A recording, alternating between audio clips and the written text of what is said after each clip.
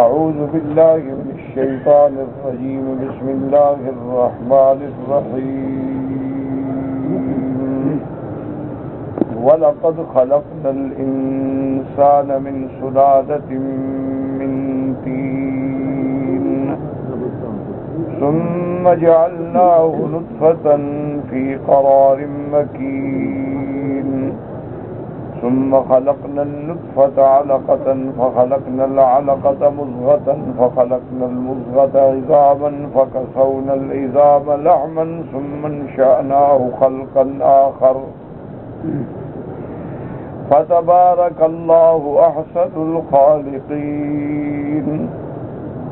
ثم إنكم بعد ذلك لميتون ثم إنكم يوم القيامة تبعثون. قال المؤلف والمفسر رحمه الله تعالى: أدام النفع بعلومه وعلومكم في الدارين آمين. إلى أن قال: يقول تعالى مخبرا عن ابتداء خلق الإنسان من سلالة من طين وهو آدم عليه السلام خلقه الله من صلصال من حمأ مسنون. اب مفسر رحمۃ اللہ علیہ ان آیات کی تفسیر فرماتے ہیں کہ اللہ تبارک و تعالی نے خبر دی ہے تخلیق انسان کی. سب سے پہلے جو اللہ نے انسان پیدا فرمایا یعنی آدم علیہ السلام، تو اللہ پاک نے اس کو گیلی مٹی سے، پھر بجنے والی مٹی سے، پھر پختہ سے پیدا فرمایا. جیسے کہ اللہ نے فرمایا کہ یہاں فرماتی ہے من سلالۃ، سلالہ بنا خلاصہ، من تین، تین مانا گیلی مٹی، اور اس سے مراد کون ہے؟ آدم علیہ السلام. جیسے اللہ نے قرآن مقدس میں دوسری جگہ بھی فرمایا ان مثل عیسیٰ عند اللہ کمثل آدم خلقه من تراب ثم قال له كن فيكون. اللہ نے فرمایا کہ عیسیٰ علیہ السلام کا پیدا کرنا جو ہے ایسے ہے جیسے آدم. تو جو خداوند قدوس بغیر ماں باپ کے آدم کو مٹی سے پیدا کر سکتا ہے تو عیسیٰ علیہ السلام کو بھی بغیر باپ کے اپنی والدہ سے پیدا فرما سکتے ہیں. وقال اللہ مشن من بن امر النبی احیاء باس من سلالۃ من طین قال من صفوۃ الماء. اصل کہتے ہیں خلاصہ، یعنی ساؤن نچڑا ہوا وہ پانی، تو اس کو کہا جاتا ہے صفوہ. صفوہ جیسے چنی ہوئی چیز، یعنی تمام اس چیز کا غذاؤں کا خلاصہ کیا ہے؟ خون بنے گا، خون کا پھر پانی نطفہ بنے گا. وقال مجاہد من سلالۃ ای من منی بنی آدم. تو حضرت مجاہد رحمۃ اللہ علیہ فرماتے ہیں کہ سلالہ کا معنی ہوتا ہے کہ وہ مادہ منویہ جو اللہ نے انسانوں میں رکھا ہے.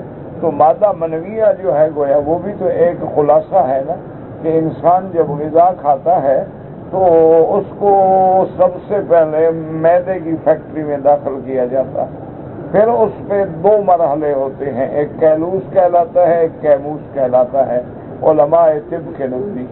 اس کے بعد جو ہے جو فضلہ ہے وہ بول و براز بن گیا، اور جو اس کا خلاصہ ہے وہ خون بن گیا. پھر اس خون میں سے اللہ تبارک و تعالیٰ اس کی تقسیم فرماتے ہیں اور پھر اس سے مادہ منویہ اور نطفہ بنتا ہے.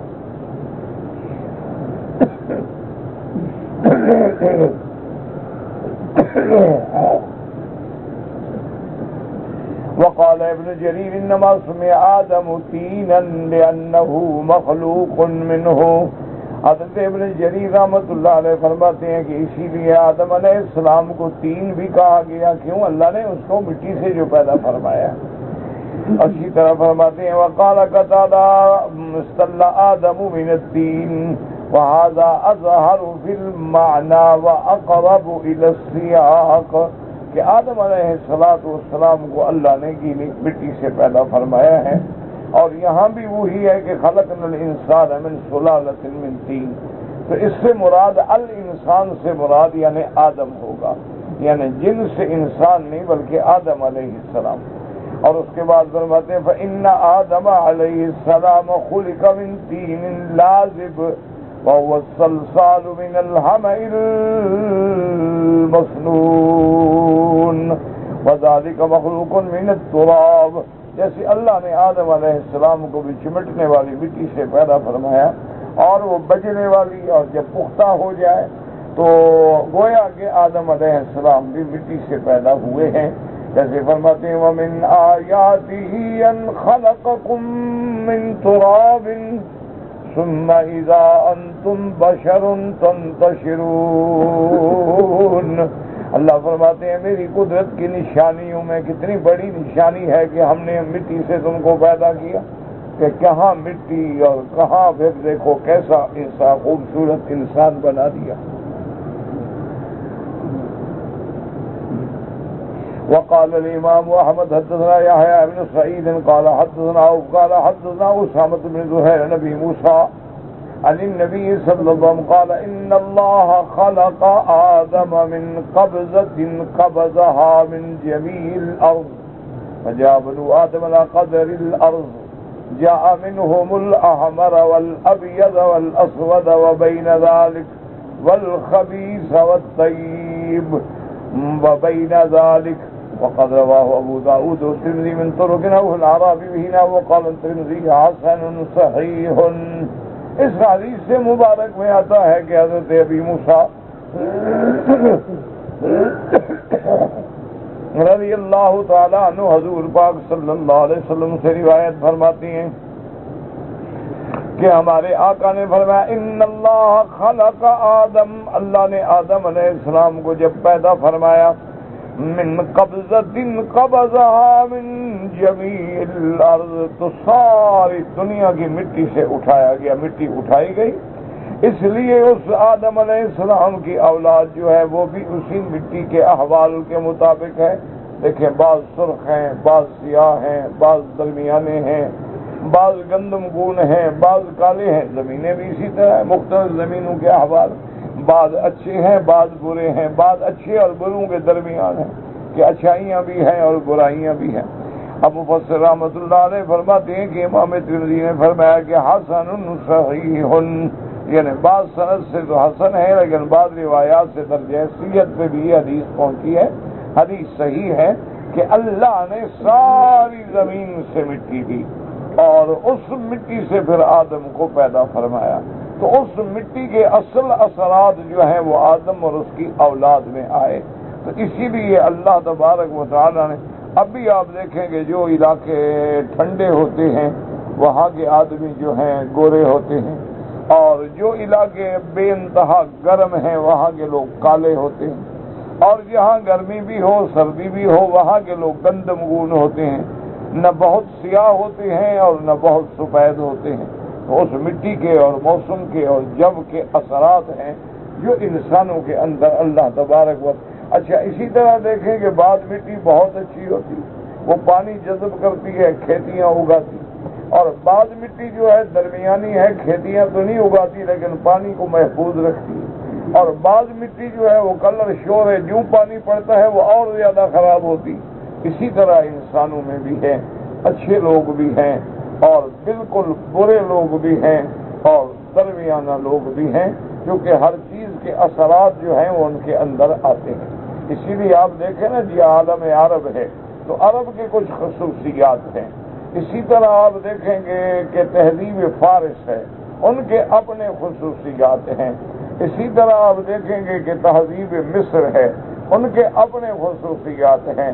اسی طرح تہذیب یونان ہے، ان کے اپنے خصوصیات ہیں. اور آج کل جیسے دنیا مشرق اور مغرب میں اور یورپ اور ایشیا میں تقسیم ہے تو ہر جگہ کے اپنے اپنے اثرات ہیں. مٹی کے بھی اثرات ہوتے ہیں اور پانی کے بھی اثرات ہوتے ہیں. اور اس کے بعد فرماتے ہیں ثم جعلناه نطفة، هذا الضمير عائد على جنس الانسان كما قال في الآية الأخرى. اور اللہ تبارک و تعالیٰ نے انسانوں کو پھر نطفے سے پیدا فرمایا. تو اس سے مراد صرف آدم نہیں، چونکہ آدم علیہ السلام کو تو اللہ نے نطفے سے پیدا ہی نہیں فرمایا، ان کو تو مٹی سے پیدا فرمایا. اس سے مراد جن سے انسان، جیسے فرماتے ہیں وَبَدَأَ خَلْقَ الْإِنسَانِ مِنْ طِينٍ، ثم جعل نسله من سلالة من ماء مهين. اللہ پاک نے سب سے پہلے انسان کو مٹی سے پیدا فرمایا، پھر بی بی حوا کو حضرت آدم سے پیدا فرمایا، اور اس کے بعد جو نظام عالم ہے وہ جوڑے پیدا فرمائے، اور ان سب کو پھر اللہ نے دو پانیوں سے پیدا فرمایا کہ باپ اور ماں دونوں کا پانی جمع ہوتا ہے، اور پھر اللہ پاک اس سے تخلیق انسان فرماتے ہیں. اس لیے فرماتے ہیں ثم جعل نسلہ، یعنی آدم کی اولاد، من سلالۃ من ماء مہین، خلاصہ جو ہے اس کا، اور ایسا پانی جو حقیر ہے. اسی لیے امام صاحب رحمت اللہ علیہ، امام ابو حنیفہ جیسے میں نے کئی دفعہ عرض کیا ہے کہ ان کے استدلال کا انداز جو ہے وہ یہ ہوتا ہے کہ سب سے پہلے کتاب اللہ، کہ اللہ کا قرآن کیا حکم دیتا، اس کے بعد جو ہے سنت رسول اللہ صلی اللہ علیہ وسلم، اور اس کے بعد جو ہے پھر اصحاب رسول اللہ رضوان اللہ تعالی علیہم اجمعین. پھر صحابہ میں خلفاء راشدین کو ترجیح دیتے ہیں، اصحاب بدریین کو ترجیح دیتے ہیں، عشرہ مبشرہ کو ترجیح دیتے ہیں. اور پھر اگر یعنی قرآن میں بھی نہ ملے، حدیث میں بھی نہ ملے، صحابہ میں آثار میں بھی نہ ملے، تو پھر اجتہاد کا درجہ آتا ہے. پھر قرآن و سنت کی روشنی میں اجتہاد فرماتے ہیں، یعنی قرآن سنت اجماع اور قیاس. قیاس کیا ہوتا ہے؟ وہ یعنی ایک قسم کا اجتہاد ہے، کیونکہ القیاس مظہر لا مثبت، یعنی قیاس کوئی نیا مسئلہ نہیں گھڑتا بلکہ پہلے مسئلے کو ثابت کرتا ہے. اور ثابت کیسے کرتا ہے؟ قرآن و سنت کی روشنی کے اندر ثابت کیا جاتا. تو اس لیے امام صاحب کے نزدیک اگر آدمی کا منی جو ہے بدن پہ لگ جائے، کپڑے پہ لگ جائے، تو دھونا ضروری ہے. اور بعض ائمہ کے نزدیک اس کا دھونا ضروری نہیں ہے. وہ کہتے ہیں کہ آدمی اگر کھرچ ڈالے کپڑے سے صاف کر دے تو دھونے کی ضرورت نہیں ہے. لیکن بعض فقہا نے اس کی تفصیل بیان کی ہے. انہوں نے کہا کہ پہلے دور میں جو لوگ تھے وہ خالص غذائیں تھیں، اور عقل حلال تھا، صدق مقال تھا، اور گناہوں سے دور تھے، لہذا ان کا مادہ منویہ جو ہے وہ بڑا گاڑھا اور بڑا مضبوط ہوتا تھا. وہ ایسے لگ جاتا تھا ایسے اگر اس کو کھرچو تو بالکل صاف ہو جاتا. اب جو لوگوں کا خوراک ہے، غذا ہے، اور پھر یہ فلموں کی لعنت ہے، اس کا نتیجہ یہ نکلا ہے کہ اب اس کے اندر قوت اور لزوجت ختم ہو گئی، اب تو پانی ہو گیا. تو لہذا وہ کپڑے کے ایک ایک دھاگے میں اثر کر جاتا. اس لیے امام صاحب فرماتے ہیں کہ افضل یہی ہے کہ اس کو دھویا جائے. بہرحال بعض ائمہ اس کے بغیر دھونے پر بھی قائل ہیں.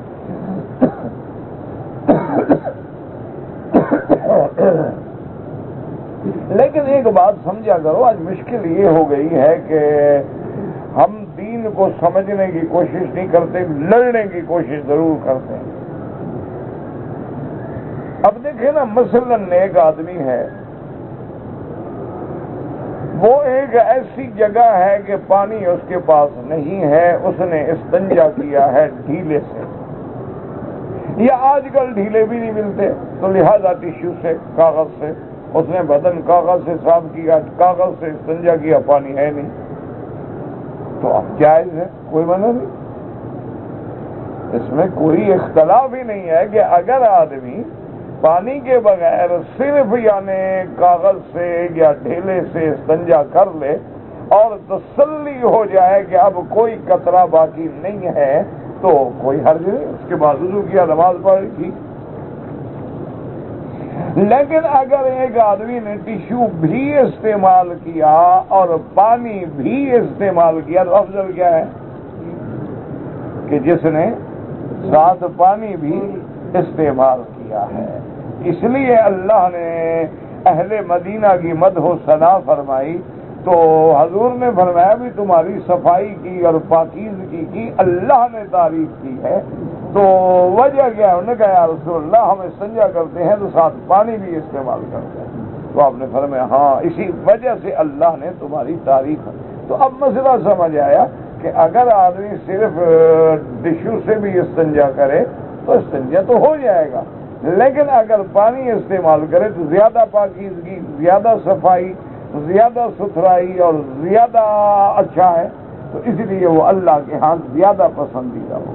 اب اسی طرح اگر کپڑے پہ منی لگ گئی، ایک آدمی نے دیکھا خشک ہو گئی، اس نے کھول کے ڈالا تو ٹھیک ہے، صاف تو ہو جائے گا، لیکن جس کے نے اس کو پانی سے دھو ڈالا تو اب اس کے اندر بھی کوئی اثر باقی نہیں رہا ہے۔ تو یہ لڑنے کی باتیں نہیں، یہ تو سمجھنے کی باتیں۔ مصیبت یہ ہوتی ہے کہ ہر آدمی نے اپنا جو ایک اصول بنا رکھا ہے، بس وہ اسی کو پکڑ کے بیٹھ جائے گا، دوسری بات سننے کے لیے تیار ہی نہیں ہے، حالانکہ کوئی لڑائی کا مسئلہ نہیں۔ اب دیکھو نا، ایک آدمی نے جنازے میں یا نماز میں ایک سلام پھیرا، نماز تو ہو گئی، کیونکہ نماز تو ایک سلام سے بھی مکمل ہو جاتی ہے، لیکن اگر 2 سلام پھیرے تو جتنے کلمات زیادہ ہوں گے اتنا اجر اور ثواب زیادہ ہوگا۔ اور بعض علماء یہ کر لیتے ہیں کہ بھئی فرض نمازوں میں تو دونوں سلام پھیر لو تاکہ اس حدیث پر عمل ہو جائے، اور جنازے میں ایک سلام پھیرو تاکہ دوسری حدیث پر بھی عمل ہو جائے۔ ان کی بھی یہ نیت ہوتی ہے، کوئی ضد نہیں ہوتی، کوئی جھگڑا نہیں ہوتا۔ یہ تو ہمارے دماغوں میں ہے نا کہ ہم نے بلا وجہ ہر مسئلے کو جھگڑا بنا دیا۔ اب جیسے ہر نماز کے بعد دعا مانگنا جو ہے بالکل قبولیت کی نشانی ہے کہ دبر الصلوات المکتوبہ، ہر نماز کے بعد جو دعا مانگی جائے وہ قبول ہوتی ہے، اسی طرح جو دعا اذان اور اقامت کے درمیان میں مانگی جائے وہ دعا بھی قبول ہوتی ہے۔ تو اب جناب کوئی جھگڑے کا مسئلہ نہیں۔ بعض ائمہ کرام دعا سب مانگتے ہیں، بعض ہاتھ اٹھاتے ہیں، بعض نہیں اٹھاتے، بعض اکیلے دعا مانگتے ہیں، بعض مل کے مانگتے ہیں۔ تو اس میں لڑنے کی تو مسئلہ ہی نہیں، کبھی آپ مانگ لیں، کبھی آپ بغیر ہاتھ اٹھائے مانگ لیں، کبھی آپ مل کے مانگ لیں، کبھی اکیلے اکیلے مانگ لیں، کبھی ہاتھ نہ اٹھائیں اور اللہم اعنا علی ذکرک و شکرک و حسن عبادتک، اللہم لا مانع لما آتیت ولا معطی لما منعت ولا راد لما قضیت ولا ينفع ذا الجد منک الجد۔ اب حالانکہ ضد یہ ہو گئی ہے کہ جو ہر نماز کے بعد کم از کم تین دفعہ دعا مانگے وہ تو ہے اہل سنت والجماعت، اور جو ایک دفعہ مانگے یا نہ مانگے وہ ہے وہابی۔ اب ہم نے ایک لڑائی بنا دی بلا وجہ ایک ایسی بات کو جو دین میں آسانی تھی، بھئی ایک آدمی ہے جلدی ہے نہیں مانگی، چلتا گیا دعا بھی مانگتا گیا، اٹھ کے چلا گیا، کوئی حرج نہیں۔ اللہ تبارک و تعالیٰ بیٹھے کی بھی سنتے ہیں، چلنے والوں کی بھی سنتے ہیں۔ اچھا، ایک آدمی ہے اس کو پتا ہے کہ نماز کے بعد مجھے کوئی کام نہیں ہے، میں آرام سے بیٹھوں گا، دعا مانگوں گا، سنتیں پڑھوں گا، نفل پڑھوں گا، تسبیحات کہوں گا، سبحان اللہ، الحمدللہ، اللہ نے اس کو موقع دیا ہے، فائدہ اٹھا۔ تو یہ کوئی ایسے مسائل نہیں ہیں، لیکن بدقسمتی ہے کہ ہم نے ایک دوسرے پر لڑائی اور فتوے اور ایک دوسرے کو گمراہ کہنا شروع کر دیا۔ اس لیے فرماتے ہیں مفسر رحمۃ اللہ علیہ ثم جعل نسلہ من سلالۃ من ماء مہین۔ مہین کا معنی ایک تو ہے اہانت سے، ایک ہے ضعیف، کمزور پانی۔ کما قال نخلقکم من ماء مہین فجعلناه فی قرار مکین۔ قرار مکین کیا ہے؟ الرحم معد لذلک مہیأ لہ، کہ اللہ نے عورت کے اندر رحم رکھا ہے، اس میں بچہ دانی ہے، اور وہ اسی لیے ہے جب اللہ چاہتے ہیں تو وہ لطفہ اس میں جا کے قرار پکڑ لیتا ہے۔ ورنہ تو میاں بیوی اکثر ملتے ہیں، لیکن ضروری نہیں ہے کہ جب ملے تو لطفہ قرار پکڑ جائے، کبھی سال نہیں پکڑتا، کبھی اللہ تبارک و تعالیٰ چاہے تو شادی ہوتی ہے پہلی رات ہی لطفہ استقرار پکڑ لیتا ہے، یہ تو اللہ کے ہاتھ میں ہے، اس کا نظام ہے۔ اس لیے فرماتے ہیں کہ وہاں کتنا رکھتے ہیں؟ إِلَىٰ قَدَرٍ مَّعْلُومٍ فَقَدَرْنَا فَنِعْمَ الْقَادِرُونَ۔ ایک مدت، ایک اندازہ معلوم، اور اللہ نے جو بھی اندازہ فرمایا وہ بالکل صحیح ہے، جو بھی تقسیم فرمائی کہ اس نطفے کو رحم مادر میں تقریباً 9 مہینے۔ اچھا، ہر حیوان کا الگ ہے، حیوانات جو ہیں ان کا بھی تو ہے نہیں، لیکن گائے ہے، بھینس ہے، بکریاں ہیں، ہرنیاں ہیں، اور دنیا کے جانور ہیں، تو ہر کسی کا اللہ نے اپنا ایک نظام رکھا ہے۔ اس کے بعد فرماتے ہیں مدتن معلومۃ واجن معین، اللہ پاک کے علم کے ہے وہ مدت اور وہ اجل مقرر ہے، آہستہ من حال اللہ حال صفت الی صفت، اور اسی دور کے اندر اللہ تبارک و تعالیٰ نے انسان پر کئی ادوار گزاری ہیں کہ پہلے ایک صفت، پہلے نطفہ ہے، پھر علقہ ہے، پھر مضغہ ہے، ثم خلقنا النطفة علقة أي ثم صيرنا النطفة، نطفہ کیا ہے؟ وهي الماء الدافق الذي يخرج من صلب الرجل وهو زهر وترائب المرض وعظام الصدر ما بين الترقوت إلى السرة۔ اب مفسر رحمۃ اللہ علیہ فرماتی ہیں کہ پھر اللہ اس نطفے کو علقہ میں بدل دیتے ہیں۔ نطفہ کیا ہے؟ الماء الدافق، وہ پانی جو ٹپک کے نکلتا ہے، یخرج من صلب الرجل وهو زهر، آدمی کی پشت میں ہوتا ہے اور اس عورت کے سینے کے اندر ہوتا ہے۔ سینے سے مراد کیا ہے؟ وہی عظام صدرہا، یعنی اس گردن کی ہنسلی سے لے کر سرہ تک، ناف تک، یہ جو ہڈیاں ہیں یہ سارا سینہ کہلاتا ہے۔ تو اللہ تبارک و تعالیٰ نے عورت کا مادہ جو ہے پانی کا وہ سینے میں رکھا ہے، اور مرد کا جو ہے اللہ نے وہ اسلاف میں رکھا ہے اور صلب میں رکھا ہے۔ اور اصل مادہ منویہ وہی ہوتا ہے، یاد رکھو، جو پانی ٹپکنے والا ہے۔ آگے آ جائے ذرا، آگے آ جائے، آگے آ جائے۔ ان کا حق پہلے لکھا ہے کہ وَإِذْ بَوَّأْنَا لِإِبْرَاهِيمَ مَكَانَ الْبَيْتِ أَلَّا تُشْرِكْ بِي شَيْئًا وَطَهِّرْ بَيْتِيَ لِلطَّائِفِينَ وَالْقَائِمِينَ وَالرُّكَّعِ السُّجُودِ۔ تو پہلا حق جو ہے وہ طواف کرنے والوں کا ہوتا ہے۔ تو بہرحال یعنی اللہ نے ایک نظام رکھا ہے کہ، اور یہ بھی یاد رکھیں کہ ایک تو ہوتا ہے وہ مادہ جو پیشاب کرنے سے پہلے بعض بندے کو سفید قطرات آ جاتے ہیں، اس سے غسل نہیں ہوتا۔ اچھا، بعض لوگوں کو پیشاب کے بعد بھی دھات کے قطرات سفید آ جاتے ہیں، اس سے بھی غسل واجب نہیں ہوتا۔ یہ مرضی ہوتی ہے یا ودی ہوتی ہے، اس کے لیے وہ استنجا کافی ہے، کسی غسل کی ضرورت نہیں۔ غسل تب ہوتا ہے کہ جب آدمی کا پانی شہوت سے اور ٹپک کے نکلے، اور جس کے نکلنے کے بعد آدمی کا عضو جو ہے وہ مر جائے، اس میں طاقت نہ رہے، تو یہ ہے مادہ منویہ، اس کو کہتے ہیں ماء دافق۔ تو نطفہ کیا ہے؟ وہ ماء دافق ہے۔ اس کے بعد صارت علقۃ حمراء علی شکل العلقۃ، پھر جیسے جونک ہوتی ہے، اللہ تبارک، جونک دیکھیے نا جو کسی کو خون چوستی ہے، جونک لگا دیتی ہے نا، خون چوس لیتی ہے، تو پھر اس شکل میں آ جاتا ہے۔ مستطیرۃ قال اکرم وہی دم، یعنی وہ بھی گویا کہ خون کا ہوتا ہے۔ فخلقنا العلقۃ مضغۃ، پھر اس کے بعد علقہ کو ہم گوشت کی بوٹی بنا دیتے ہیں۔ مضغہ مانا گوشت کی بوٹی۔ وہی قطعۃ کالبضعۃ من اللحم لا شکل فیہا ولا تخطیط، لیکن ایسا ہوتا ہے جیسے گوشت کا ایک بوٹی ہو لیکن جس میں کوئی شکل نہیں، کوئی چیز نہیں، صرف گوشت کی ایک بوٹی بن گئی۔ فخلقنا المضغۃ عظاما، پھر اس کے بعد یعنی شکلناہا ذات راسیہ بعظامہا وعصبہا وعروقہا، اب اللہ تبارک و تعالیٰ اس گوشت کی بوٹی کے اندر پھر اللہ اس میں سر بناتے ہیں، ہاتھ بناتے ہیں، پاؤں بناتے ہیں، ہڈیاں بناتے ہیں، پٹھے بناتے ہیں، رگیں بناتے ہیں، اور پھر اس کے اوپر اللہ کے حکم سے گوشت چڑھایا جاتا ہے۔ وقرأ الآخر المضغۃ عظاما فخلقنا المضغۃ عظاما، قال ابن عباس وزن الصلب، یعنی وہ پشت کی ہڈی۔ وفي الصحيح من حديث ابي ذر قال قال كل جسد ابن آدم ابلا الا عجب الذنب منه خلق وفيه ركبوا۔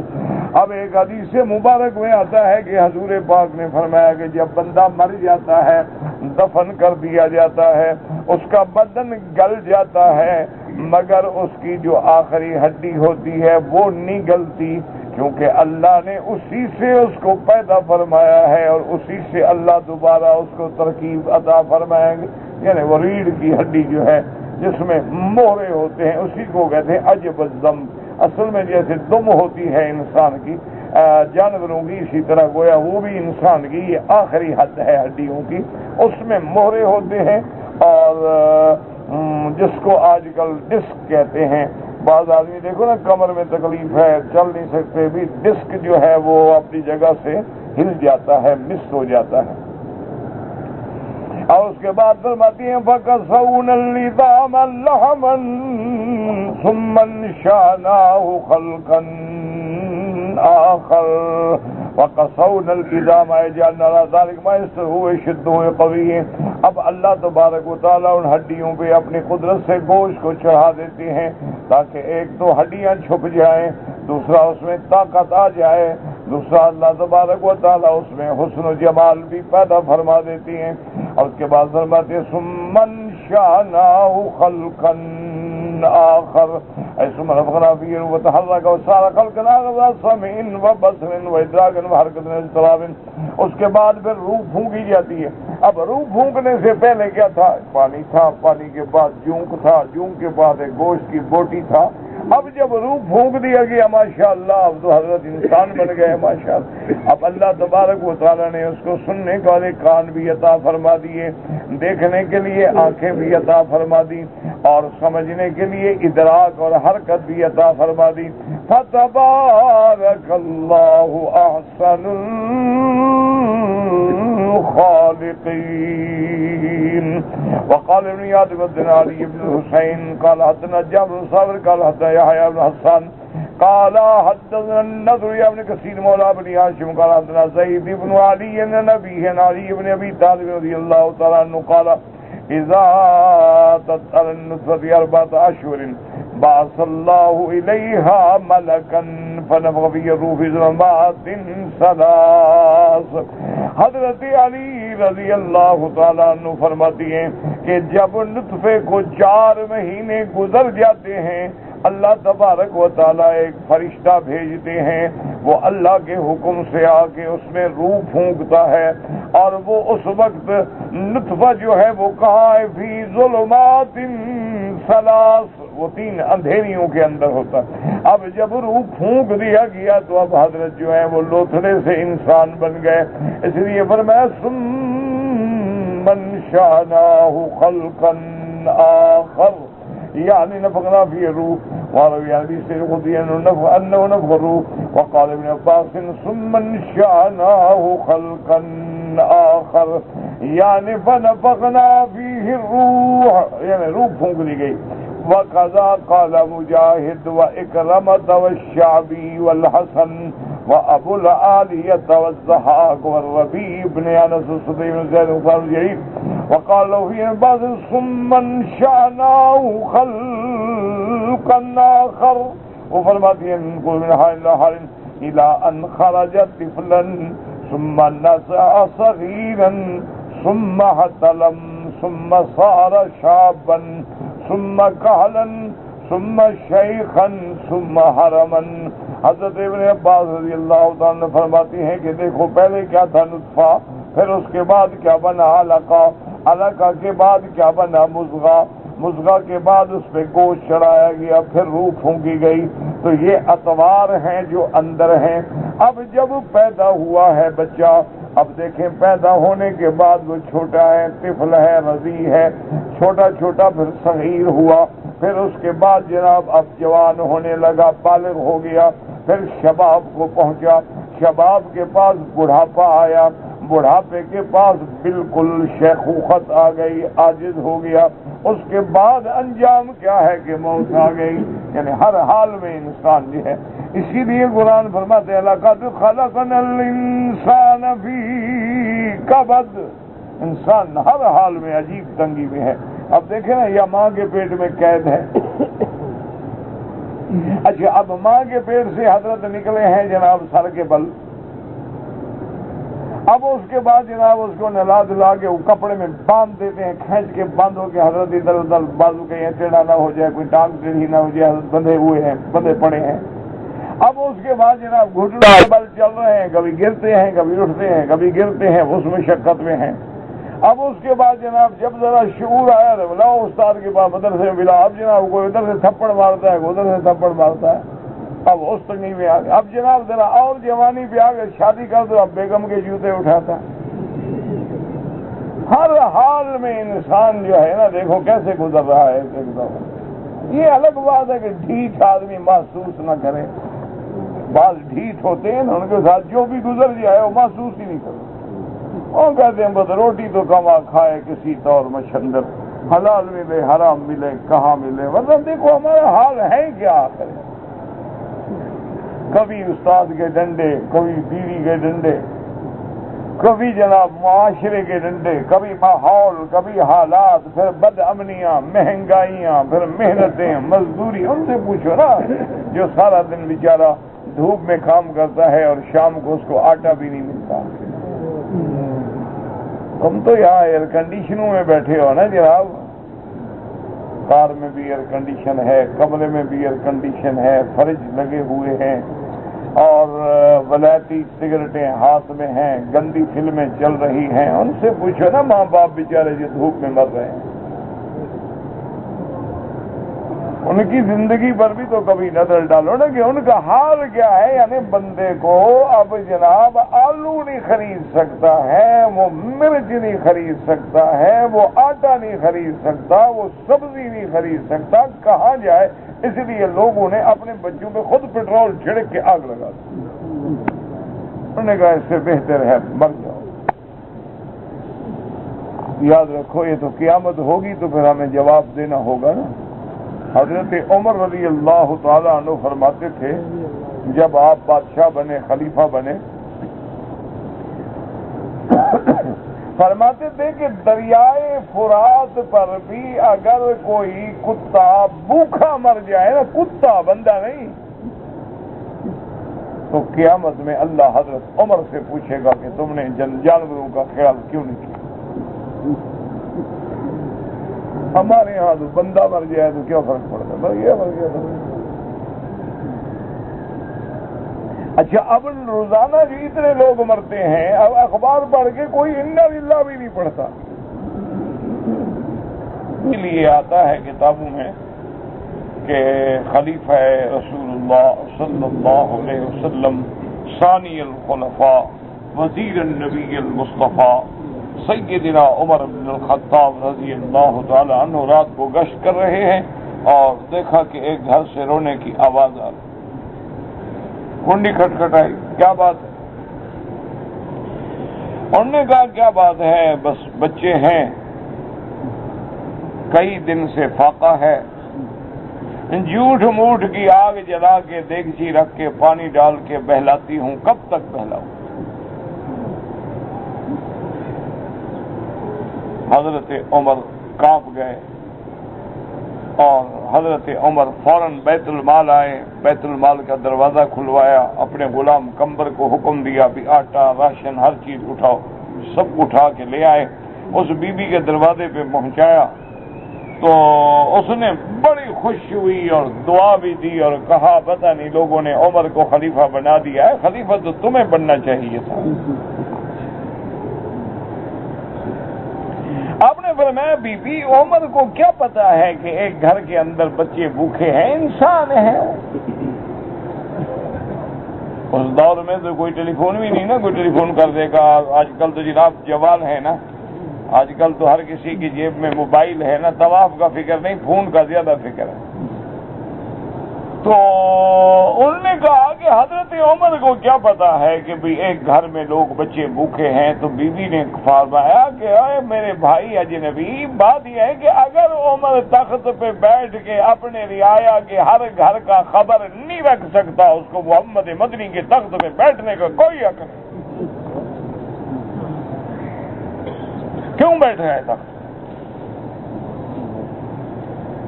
پھر ایک عام آدمی کا اور ایک خلیفے کا کیا فرق ہے اگر اس کو معلومات ہی نہیں ہے کہ میرے علاقے میں کتنے لوگ بھوکے ہیں؟ حضرت عمر کانپ گئے اور بعض آثار میں آتا ہے حضرت عمر کے غلام نے کہا کہ ھذا امیر المومنین، بی بی یہی تو عمر ہے جو تیرے دروازے پہ کھڑا ہے۔ تو بی بی رونے لگ گئی۔ حضرت عمر نے فرمایا بی بی رونے سے کچھ نہیں ہوتا، عمر کو معافی نامہ لکھ دو تاکہ میں قیامت میں پیش کر سکوں۔ میرا بھائی جب یہ خیال پیدا ہو جائے نا، اللہ اس حاکم کی مدد کرتا، اللہ پھر حکم دے دیتے ہیں زمینوں کو کہ اعلیٰ فصلیں اگاؤ، دریاؤں کو حکم دیتے ہیں وقت پہ پانی دو، آسمانوں کو حکم دیتے ہیں وقت پہ بارشیں برساؤ، اور رزق میں برکتیں پیدا کر دیتے ہیں جو بندہ سوچ ہی نہیں سکتا. ہم جب پڑھتے تھے چھوٹے تھے تو مٹی کی بنے ہوئے ہوتی تھی جن میں گندم رکھتے تھے, کلوٹیاں, پتہ نہیں ان کو کیا کہتے تھے, وہ 3 یا 4 پتہ نہیں تھی, اللہ عالم, مجھے یاد نہیں ہے. بہرحال یعنی میرے خیال میں کوئی 100 من سے زیادہ گندم نہیں ہوگی, کم ہوگی, یعنی ان 3-4 میں. اچھا 300 350 طالب العلم اس دور میں بھی ہوتے تھے جب والد صاحب رحمۃ اللہ علیہ وہاں تھے.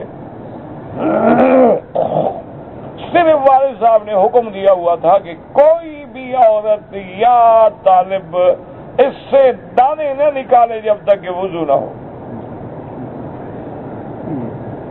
وضو کرو, باوضو نکالو اور توکل اللہ کرو اور طلباء کے لیے روٹی پکاؤ.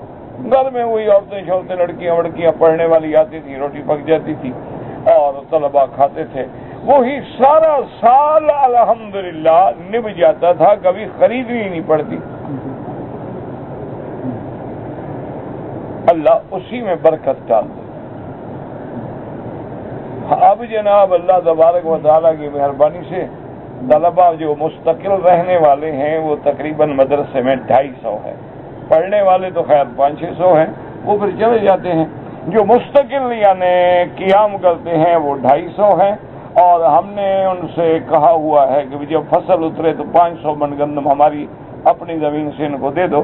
وہ پھر فون آ جاتا ہے, جی گندم تو ختم ہو گئی, ٹھیک ہے جی اور لے لو. کیا برکت نہیں ختم ہو گئی. وہ اللہ برکتیں اٹھا دیتے. اچھا آج بھی آپ محسوس کریں گے, مثلا مدینہ منورہ میں اگر مہینے میں آپ کا 20 کلو آٹا گھر میں پکتا ہے, مکہ شریف میں مدینے میں 15 یا 10 کلو پکے گا. حضور نے دعا مانگی تھی نا, اللہ مدینے میں ڈبل برکت دے دے مکہ سے.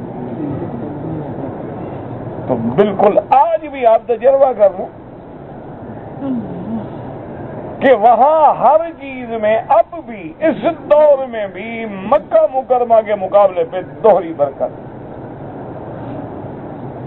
یعنی آدمی حیران ہو جاتا ہے. اچھا پھر یہ ہے جی کہ اچھا یہ بھی آپ تجربہ کر کے دیکھ لیں, ساری دنیا سے پھل آتا ہے, ساری دنیا سے سبزی آتی ہے, لیکن جو سبزی مدینے کی مٹی میں پیدا ہوتی ہے اس کا کوئی مقابلہ ہی.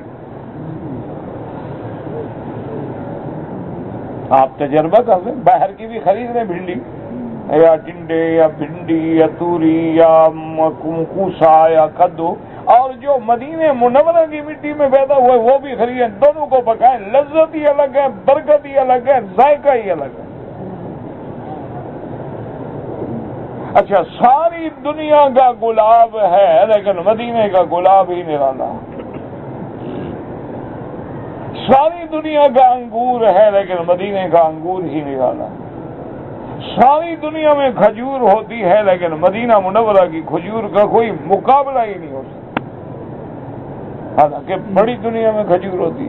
اچھا میں نے ایک دفعہ تو وہاں لندن میں بھی دیکھا, آکسفورڈ اسٹریٹ سے گزر رہے تھے تو ایک دکان پہ مجھے بڑی اچھی اچھی کھجور نظر آئی.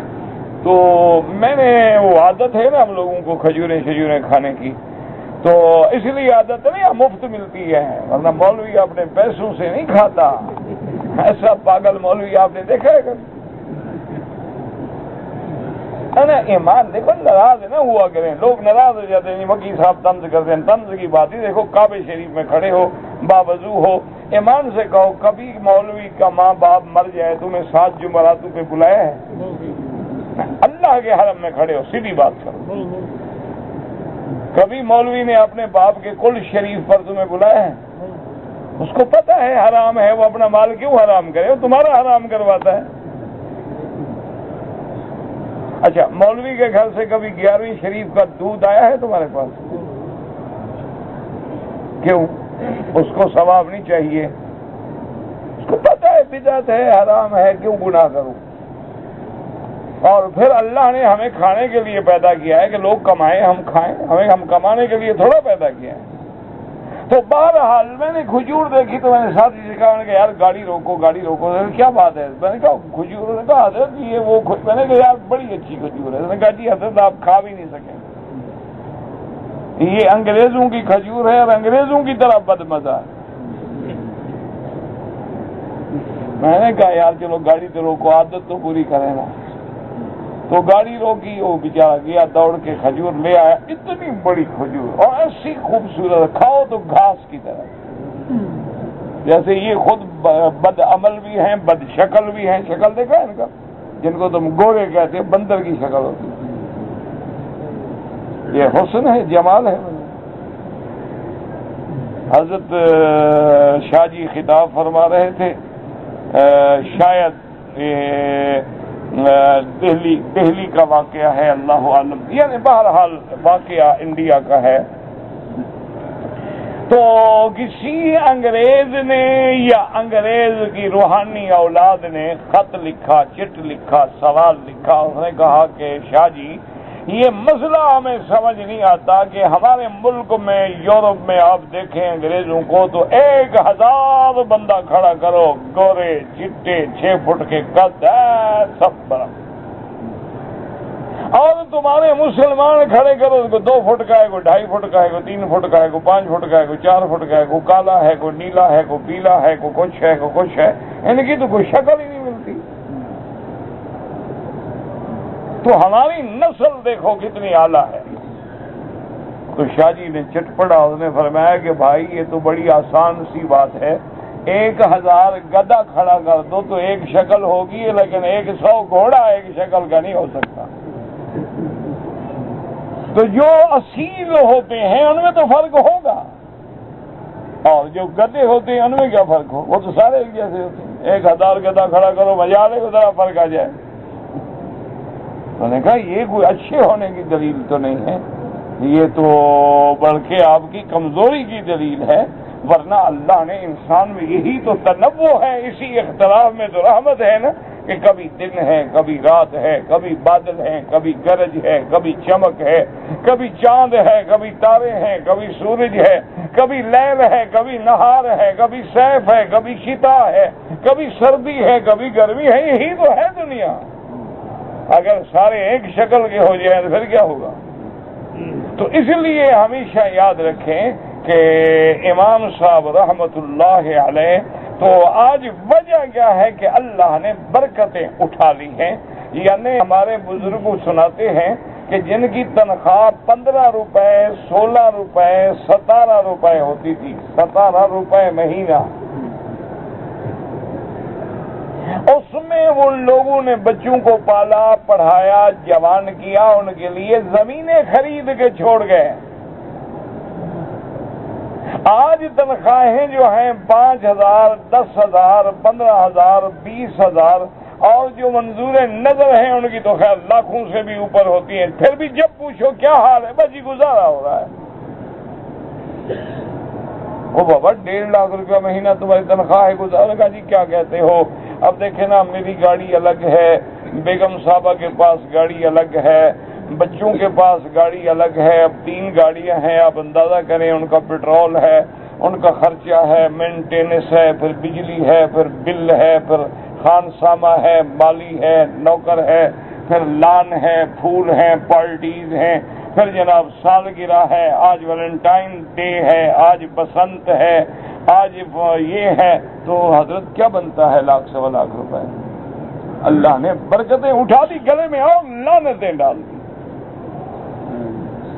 اور جب اللہ راضی ہوتے ہیں، اس لیے حضور کی دعا ربی کنعنی بما رزقتنی وبارک لی فیما اعطیتنی، کہ میرا اللہ جو تو نے مجھے دیا اس میں برکت ڈال، اور جو تو نے مجھے عطا فرمایا ہے مجھ پہ اسے قناعت پہ راضی رہنے کی بھی توفیق عطا فرما دے۔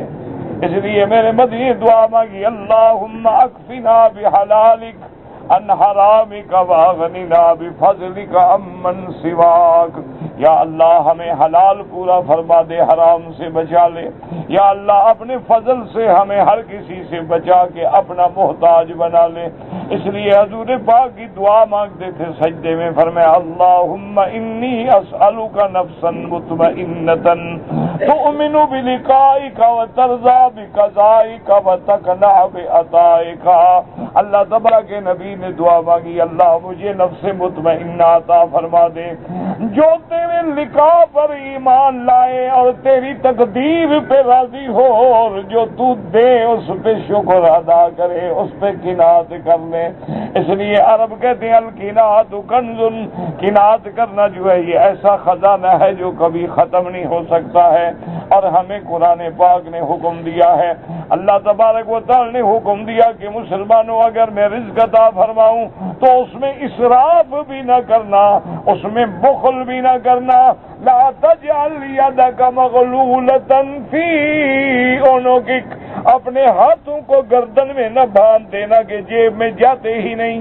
ولا تبسطھا کل البسط، اور بالکل بھی نہ کھول دینا کہ تیرے ہاتھوں میں پیسہ بھی نہ ٹھہرے، کیونکہ فرمایا ان المبذرین کانوا اخوان الشیاطین، فرمایا جو لوگ بلا وجہ خرچ کرتے ہیں، اسراف کرتے ہیں، کہ اگر ان کا گزارا 100 ریال میں ہو سکتا ہے لیکن وہ 500 کا کپڑا خریدیں گے، اگر 50 ریال کے جوتے میں گزارا ہو سکتا ہے وہ 1000 ریال کا جوتا خریدیں گے، اگر ایک عورت کا گزارا 10 ریال میں ہو سکتا ہے وہ 50 ریال۔ پر میں ایسا نہ کرو، ایسا کرنے والے جو ہیں وہ تو شیطانوں کے بھائی ہوتے ہیں جو میری نعمتوں کی ناقدری کرتے ہیں۔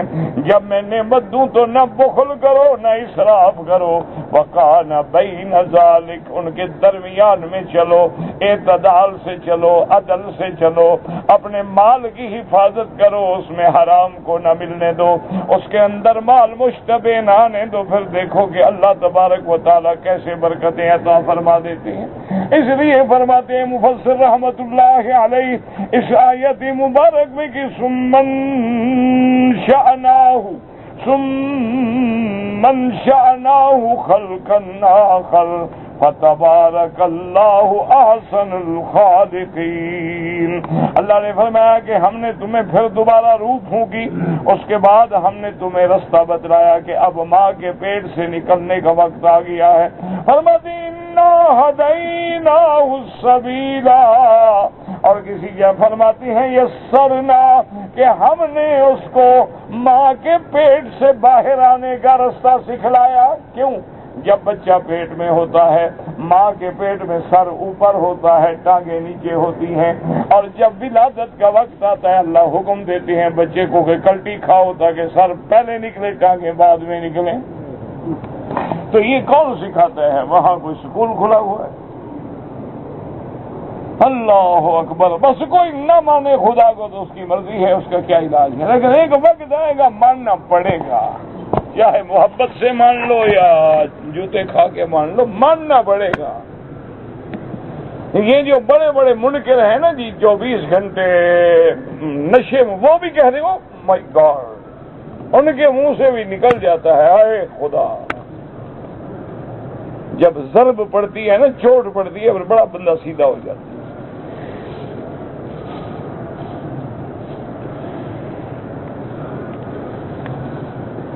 کہتے جی کہ یا رسول اللہ کہنا ناجائز ہے، کیوں ناجائز ہے؟ ماشاءاللہ، پہلی بات یہ ہے کہ تم ثابت کرو کہ کہنا جائز ہے، دعویٰ تمہارا ہے، دلیل میں دوں، یہ عجیب بات ہے۔ اور سنیں وَإِذَا سَأَلَكَ عِبَادِي عَنِّي فَإِنِّي قَرِيبٌ اجیب دعوت الداعِ اذا دعان۔ اللہ فرماتے ہیں پکارنے والے کی ندا سننے والا کون ہے، سمیع کون ہے، بصیر کون ہے؟ تو یہاں حرف ندا ہے، ندا مانا پکارنا، تو پکار کا حقدار کون ہے؟ تو اللہ کے سوا جس کو بھی پکارو گے شرک ہو جائے گا۔ ابھی تک تمہیں دلیل بھی سمجھ نہیں آئی۔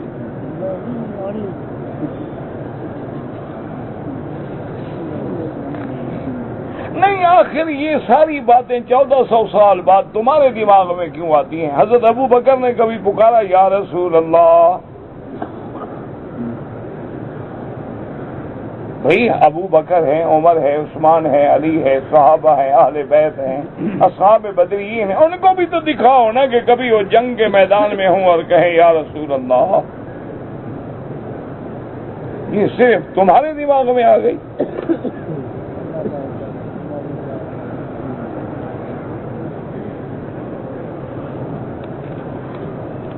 کہتے جی کہ بعض کروڑ پتی لوگ ہیں، مسجدیں بنواتے ہیں، خیراتیں کرتے ہیں، لیکن نماز نہیں پڑھتے، تو امام احمد ابن حنبل رحمۃ اللہ علیہ کے نزدیک تو وہ کافر ہیں، اور باقی ائمہ کے نزدیک وہ فاسق و فاجر ہیں۔ حتیٰ کہ امام حنیفہ فرماتے ہیں کہ جو نماز نہ پڑھے یو بس اس کو قید کر دو، جب تک توبہ نہ کرے باہر نہ نکالو۔ بہرحال جی خیرات کا ثواب اگر ایمان ہوگا تو اللہ دے گا نا۔ ایسے تو بل گیٹس تم سے زیادہ خیرات کرتا ہے، کیا خیال ہے وہ جنت میں جائے گا؟ تم تو 20 لاکھ دے کے کہتے ہو ہم سیٹھ ہیں۔ ایک دفعہ ہمارے بزرگ تھے، ان کو ایک سیٹھ نے آ کے 10 لاکھ کا چیک دیا۔ انہوں نے فرمایا یہ کیا ہے؟ انہوں نے کہا جی یہ زکوٰۃ ہے۔ انہوں نے فرمایا ہمیں ضرورت نہیں ہے، ہمارے مدرسے کا اللہ نے جو سال کا خرچہ ہے وہ بھیج دیا ہے، پورا ہو گیا ہے، تو اس لیے ہمیں اس کی حاجت نہیں ہے، تو آپ لے جائیں۔ اس نے کہا تو آپ ایسا کریں کہ حضرت کسی اور مدرسے کو جس کو آپ مستحق سمجھتے ہوں، میں آپ کو اجازت دیتا ہوں کہ یہ 10 لاکھ روپے آپ ان میں تقسیم کر دیں۔ تو فرمایا کہ بھائی اللہ نے مجھے تمہارا نہ نوکر بنایا ہے نہ منشی بنایا ہے کہ میں تمہارے لیے ادارے ڈھونڈتا پھروں اور تقسیم کروں اور قیامت میں پکڑا جاؤں کہ صحیح جگہ دیا تھا کہ غلط جگہ دیا تھا۔ تمہاری بھی آنکھیں ہیں، عقل ہے، خود دے دو۔ تو کہنے لگا کہ مولوی صاحب میں 10 لاکھ دینے آیا ہوں اور آپ میری احترام بھی نہیں کر رہے۔ آپ نے فرمایا تم بھی تو دیکھ لو نا کہ دنیا میں ایسے مولوی بھی ہیں جو 10 لاکھ کو جوتی کے نوک پہ بھی نہیں لکھتے، دفعہ ہو جاؤ، 10 لاکھ دکھانے آئے ہو۔ تمہارے جیسے تو میرے جوتے بھی اٹھاتے ہوئے نہیں اٹھانے دیتا۔ کیا ہوتا ہے 10 لاکھ اللہ والوں کے آگے؟ بس بات یہ ہے کہ اللہ پہ یقین ہو۔ اگر جماعت سے نماز پڑھیں، حنفی مسلک ہے تو مقتدی فاتحہ نہ پڑھے، اور اگر حنبلی ہے تو جہری نمازوں میں نہ پڑھے، سری میں پڑھے۔ کہتے جی کہ صفات وہ صفات خاصہ ہیں، جیسے کوئی خالق نہیں ہو سکتا، کوئی عالم الغیب و شہادہ نہیں ہو سکتا۔ بعض صفات ایسی ہیں جن میں دوسرے پر بھی اطلاق ہو سکتا ہے۔ رؤوف رحیم کا اطلاق حضور پر بھی کیا گیا ہے۔ حجر اسود کو ہاتھ لگ جائے تو بوسہ دینے میں کوئی جھگڑا ہی نہیں، اگر ہاتھ نہ لگے تو پھر بوسہ نہ دینا افضل ہے۔ گو بعض ائمہ فرماتے ہیں کہ بوسہ دے سکتا ہے کہ یہ بوسے کے قائم مقام ہے، لیکن اصل بات یہی ہے اور راجع یہی ہے کہ یا حجر اسود کو بوسہ دو یا ہاتھ لگا کے ہاتھ کو بوسہ دے دو، نہ لگے تو پھر اشارہ کافی ہے۔ طواف کے لیے باوضو ہونا ضروری ہے، بالکل ضروری ہے کہ الطواف کالصلاۃ، طواف جو ہے وہ نماز کے حکم میں ہے۔ اگر ایک آدمی نے غسل ہوٹل میں کیا اور وہیں سے 2 چادریں باندھ کے مسجد عائشہ گیا، وہاں 2 رکعت پڑھی اور نیت کر کے عمرہ کیا، ٹھیک ہے، کوئی حرج نہیں کہ وہاں کپڑے کہاں رکھے یا کہاں غسل کرے، یہ کوئی مسئلہ نہیں۔ نماز میں اگر ہم ربنا آتنا دعا بطور دعا پڑھ لیں تو جائز ہے۔ طواف کرنے کی زیادہ فضیلت ہے یا بار بار عمرہ کرنے کی؟ طواف کرنے کی زیادہ فضیلت ہے، لیکن معنی سمجھو، جتنی دیر میں عمرہ کرتے ہو، مثلا عمرے میں لگتے ہیں 3 گھنٹے، 3 گھنٹے اگر طواف کرو تو یہ زیادہ ثواب۔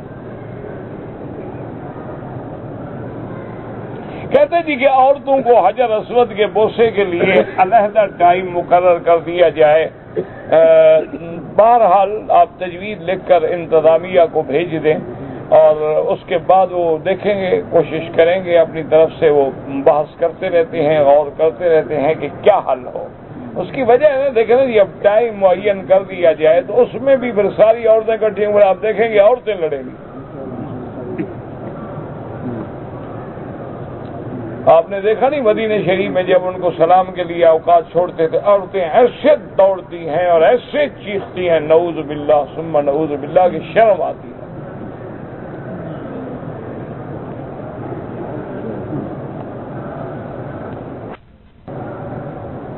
حال مدینے سے عمرہ کیا, 15 دن ہوئے, رات طواف میں مجھے معلوم ہوا کہ حیض ہو گیا ہے. تو بہرحال گزارش یہ ہے کہ جب حیض شروع ہو جائے تو پھر آپ طواف عمرہ نہیں کر سکتے. ہاں ایک یہ ہے کہ آپ کی عادت ہے, مثلا آپ کو ایام آتے ہیں 20 دن کے بعد, 15 دن کے بعد ہے کہ موسم بدل گیا, گرم موسم ہے, حالات ہیں, خوراک ہے, پانی ہے. وہاں اپنے ملک میں کون اتنا کھجور کھاتا ہے یا زمزم پیتا ہے یا اتنا محنت کرتا ہے یا دوڑتا ہے, تو اس سے بھی تو اثر پڑتا ہے نا. تو بہرحال اگر حیض باقاعدہ شروع ہو گیا, عورت سمجھتی ہے کہ حیض کے خون کا رنگ کیسے ہوتا ہے, تو پھر آپ طواف چھوڑ دیں. جو ہو گیا اللہ پاک کا فور, آئندہ احتیاط کریں. اگر فجر کی نماز کھڑی ہو جائے تو آپ نماز میں مل جائیں. جب امام سلام پھیر لے اسی وقت 2 رکعت سنت پڑھ لیں یا سورج نکلنے کے بعد پڑھ لیں.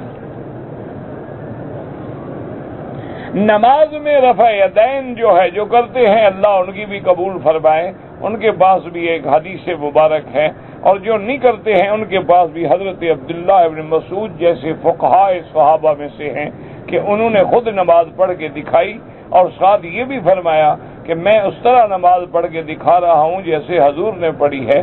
تو انہوں نے رفع یدین نہیں فرمایا الا فی التکبیرۃ الاولی, جب پہلی دفعہ اللہ اکبر کہا تو ہاتھ اٹھائے. تو کوئی ایسا مسئلہ نہیں, نہ فرض ہے نہ اس پہ نعوذ باللہ کوئی کفر و اسلام کی لڑائی ہے. یہ تو بلا وجہ لوگوں نے جھگڑے بنا دیے ہیں. اللہ تبارک و تعالی جھگڑے دور فرمائے اور سب کی عبادتیں قبول فرمائے. نماز جنازہ میں حنفی مسلک میں پہلی تکبیر کے بعد ثنا, پھر درود اور دعا. حنابلہ کے نزدیک پہلی تکبیر کے بعد فاتحہ, پھر درود اور پھر دعا.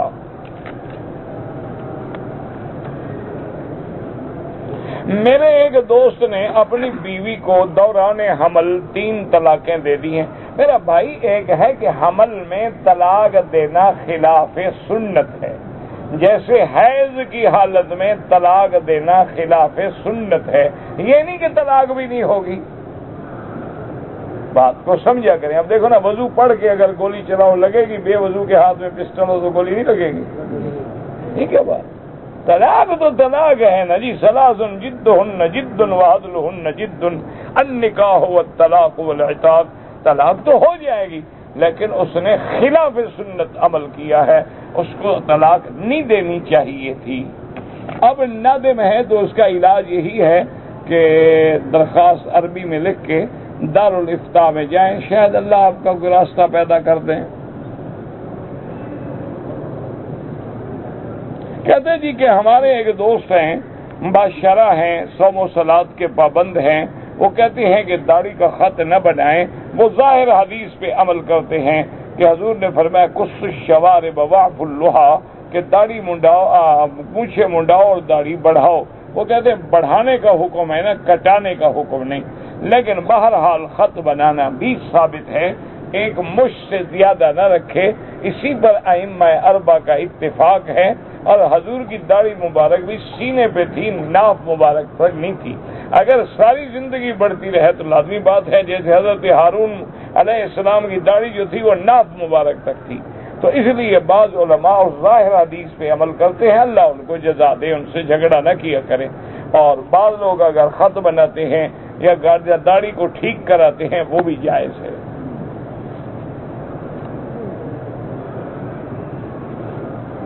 میں اپنی والدہ کے نام پہ عمرہ کروں, جو مرضی ہے عمرہ کرو, حج کرو, طواف کرو, جو مرضی ہے کرو. زندہ آدمی نے اگر وصیت کی ہے کہ میرا عمرہ کرو، ورنہ نہیں، آپ اپنا عمرہ کریں۔ ٹیلی فون پر اگر وہ مجھے کہے تم جانو وہ جانے، ٹیلی فون پہ کہے یا خط سے کہے یا زبانی کہے۔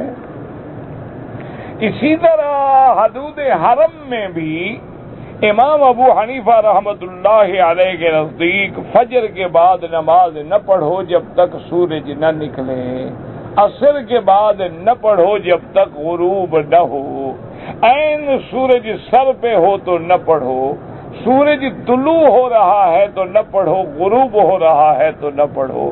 لیکن امام احمد بن حنبل فرماتے ہیں رحمت اللہ کہ اللہ کے حرم میں اجازت ہے جب طواف کرے پڑھ لے، یعنی وہ بھی یہ نہیں کہتے کہ ویسے پڑھو، یعنی اگر طواف کیا ہے اور 2 رکعتیں پڑھ لی ہیں وہ کہتے ہیں اجازت ہے، ورنہ ان کے نزدیک بھی افضل یہی ہے کہ بعد میں پڑھے۔ جیسے آدمی کھڑا نہ ہو سکے تو بیٹھ کے نماز پڑھنے کی اجازت ہے، لیکن افضل تو کھڑے ہو کے پڑھنا ہے نا۔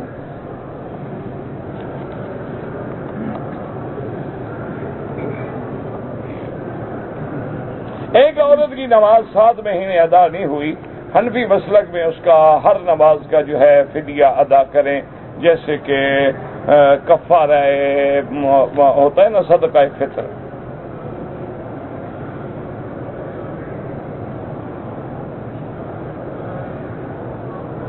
ایک امام صاحب نے دوسری رکعت میں نہیں بیٹھا، تیسری رکعت میں جا کے بیٹھا، سلام پھیر دیا، مقتدیوں نے بتایا تو امام صاحب نے کسی سے بات نہیں کیا، ایک رکعت پورا کر کے سیدھا صاف کیا، ٹھیک، نماز ٹھیک ہو گئی۔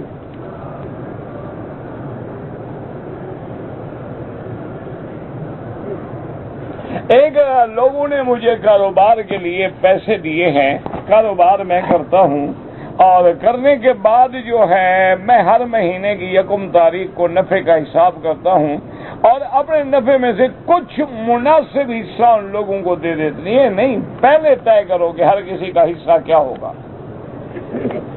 یہ نہیں ہے تو تمہاری مرضی ہوگی نا، مرضی آئے تو 5 روپے دے دو، مرضی آئے تو 15 دے دو، مرضی آئے تو 20 دے دو، ایک کو زیادہ دے دو ایک کو کم دے دو، یہ نہیں، پہلے طے کرو کہ بھائی کام میرا ہوگا، پیسہ تمہارا ہوگا، تو ہر آدمی کو اس کی پرسنٹیج پیسے کے مطابق جو نفع آئے گا ملے گا، اگر گھاٹا ہوگا وہ بھی سب کو اسی طرح برداشت کرنا ہوگا۔ اگر ایک آدمی نے عمرے کا طواف کیا ہے اور 6 چکر تو باہر سے لگائے لیکن 1 چکر حتیم کے اندر سے لگا، وہ چکر غلط ہے، لیکن چونکہ 6 چکر لگ گئے، زیادہ لگ گئے تو عمرہ تو انشاءاللہ ہو گیا۔ اب بہتر یہ ہے کہ ایک دفعہ پھر اسی طواف کو دوہرا دو کہ یا اللہ جو میں نے غلطی کی تھی میں دوبارہ اس کی صحت کے لیے طواف کر رہا ہوں۔